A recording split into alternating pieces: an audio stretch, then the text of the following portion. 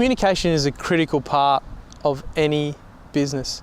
You've recognised the client, you've used their name, they've come into the practice, and you've recognised the pet. Communicating with them now is one of the critical elements in the PAW principle.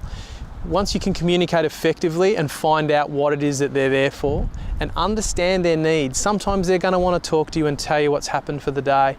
That's building rapport, understanding what it is they're saying and hearing what they're saying, using the right tone and the speed and hearing their tone and the speed and trying to match that so that you're building that rapport. The closer you can get in tune with that client, even mirroring some of their body language while they're there, or understanding some of the stress that they're under and empathising with them. You're a critical care person for their pet, and it's up to you to translate that skill and those values that you have, that you can calm them down. They're now in a place of care. They've come into the practice. And it might even be when they're on the phone.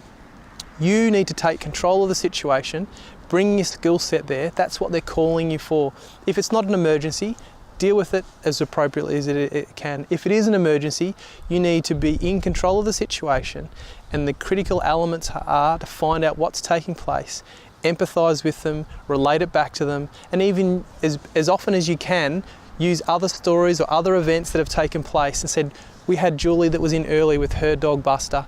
She had a very similar situation. We weren't sure she wasn't sure whether to bring the dog in. Now the dog wasn't in as serious condition as what you've just described, and fortunately when she did, she was in the great care of our practice when she arrived.